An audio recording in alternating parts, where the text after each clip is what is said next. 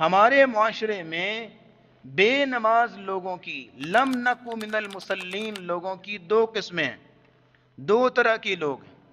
پہلی قسم کے وہ لوگ ہیں کہ سال ہر سال، 6 ماہ سال بعد بھی ان کو نماز کا خیال نہیں آتا، یعنی ان کی زندگیوں میں سرے سے نماز نام کی چیز نہیں ہے۔ ایسا ضمیر مردہ ہو چکا ہے کہ دنیا کے ہر کام کے لیے ان کے پاس وقت ہے، اپنے کام کاروبار دنیاوی مفاد کے لیے بڑے سنجیدہ ہیں، اپنی دنیاوی چیزوں کے لیے بڑے کانشیس ہیں، لیکن جہاں تک تعلق ہے نماز کا، تو وہ نماز سال سال ہو چکے، نماز کی کوئی فکر ہی نہیں ہے۔ کبھی کسی موقع پہ کسی دوست یا کسی عزیز کے جنازے میں شرکت کرنے کے موقع پہ بامر مجبوری نماز پڑھنی پڑ جائے تو الگ بات ہے، اور اس میں بھی نظر آ رہا ہوتا ہے باڈی لینگویج سے کہ کس طرح نماز پڑھ رہا ہے،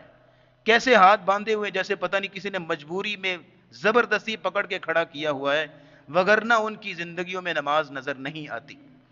دوسری قسم کے وہ لوگ ہیں جو نمازیں پڑھتے تو ہیں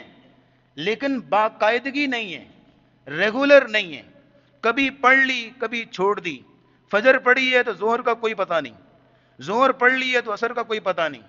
کچھ نمازی ہوں گے جو مغرب کے نمازی مغرب پڑھیں گے اور عشاء کے وقت ٹی وی کے سامنے بیٹھے رہیں گے، اور کبھی کچھ ایسے دن آئیں گے کہ بڑی باقاعدگی سے نمازیں پڑھ رہے ہیں، اور کچھ ایسے دن آئیں گے کہ نماز کی کوئی پرواہی کوئی نہیں ہے۔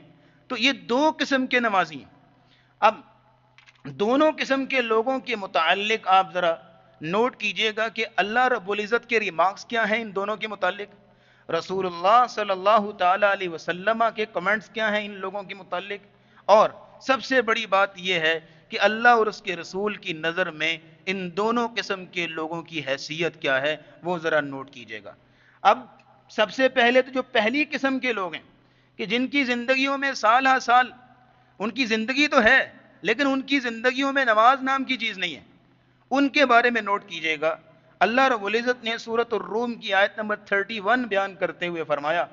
منیبین الیہ، لوگوں اللہ کی طرف رجوع کرنے والے بن جاؤ، اللہ کی طرف پلٹنے والے بن جاؤ، اور واتقوہ، اس سے ڈرو، اس کا تقوی اختیار کرو، واقیموا الصلاۃ، اور نماز قائم کرو، ولا تکونوا من المشرکین، اور مشرکوں میں سے نہ ہو جاؤ، نماز قائم کرو اور مشرکوں میں سے نہ ہو جاؤ۔ اب یہاں دیکھیے گا کہ کس قدر دھمکی والا انداز ہے۔ اللہ یہ کہنا چاہ رہے ہیں، یوں سمجھ لیجئے کہ لکے چھپے الفاظ میں، کہ اگر تم نے نماز پڑھی، نماز قائم کی تو ویل اینڈ گڈ، اگر نماز نہ قائم کی، نمازوں میں سستیاں کی، کوتاہیاں کی، تو پھر اللہ تمہارا نام اٹھا کے مشرکوں کی لسٹ میں شامل کر دے گا، مشرکوں میں تمہارا نام ڈال دیا جائے گا۔ آج اگر گورنمنٹ کی طرف سے کسی شخص کا ای سی ایل میں نام آ جائے تو کتنے جو ہے وہ جان کے لالے پڑے ہوتے ہیں اور بڑے جتن کرتا ہے اپنے آپ کو بچانے کے لیے، لیکن اگر اللہ اپنے نافرمان بندوں میں، اپنے باغیوں میں، مشرکوں میں کسی کا نام شامل کر دے تو اس کی کوئی پرواہ نہیں، اس کی کوئی فکر نہیں ہے کہ میرا نام اللہ کے نافرمانوں میں شامل ہو چکا ہے، میرا نام مشرکوں میں، بدعتیوں میں شامل ہو چکا ہے، میرا نام اللہ کے باغیوں میں شامل ہو چکا ہے، اس کی کوئی پرواہ نہیں، اس کی کوئی فکر نہیں۔ یہاں دیکھیے گا فرمایا وَأَقِيمُوا الصَّلَاةَ وَلَا تَكُونُوا مِنَ الْمُشْرِكِينَ، مشرکوں میں شامل کر دیا جائے گا۔ اب یہاں آپ سوال پوچھیں گے، سوال اٹھتا ہے، یا اللہ اس نے نماز ہی چھوڑی ہے نا، نماز ہی نہیں پڑھتا نا، شرک کون سا کیا اس نے جو اس کا نام مشرکوں میں شامل کر دیا جائے گا؟ شرک تو اس نے کوئی نہیں کیا، نماز ہی چھوڑی ہے نا۔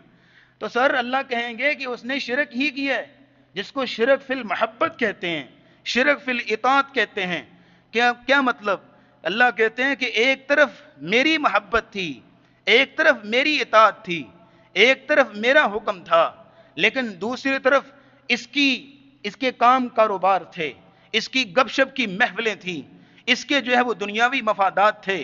اور اس کی رونقیں میلے تھے، لیکن اس نے ہر جگہ پہ میرے حکم کو پیچھے کر کے اپنی چیزوں کو مقدم کیا، اپنے کام کاروبار، اپنی دکان، اپنی فیکٹری، اپنے کام کو اس نے ترجیح دی، اپنے جو ہے وہ خواہش نفس کو سامنے رکھا، اپنی نیندوں اور اپنے آراموں کو اس نے سامنے رکھا، اور پھر سب سے بڑی بات یہ ہے کہ یہ اپنی گپ شپ کی محفلیں، دوستوں کی مجلسیں، ان کو ترجیح دیا کرتا تھا، میرے حکم کو پیچھے کر دیا کرتا تھا۔ غور سے سنیے گا یہ جملہ، کہ جب اللہ رب العزت کے حکم کے مقابلے میں اپنے خواہش نفس کی اطاعت کی جائے، اللہ رب العزت کی مخالفت میں دنیا کو رکھا جائے، تو اس کو شرک نہیں کہتے تو اور کیا کہتے ہیں؟ اس سے بڑا بھی کوئی شرک ہو سکتا ہے؟ اس سے بڑھ کے بھی کوئی اللہ کی نافرمانی ہو سکتی ہے؟ اسی نقطۂ نظر کو سامنے رکھتے ہوئے رسول اکرم صلی اللہ تعالی علیہ وسلم نے فرمایا تھا، لیس بین العبد والشرک الا ترک الصلاۃ، بندے اور شرک کے درمیان فرق نماز کو چھوڑنا ہے، فَإِذَا تَرَكَهَا فَقَدْ أَشْرَكَ، جس نے نماز کو چھوڑ دیا اس نے شرک کیا۔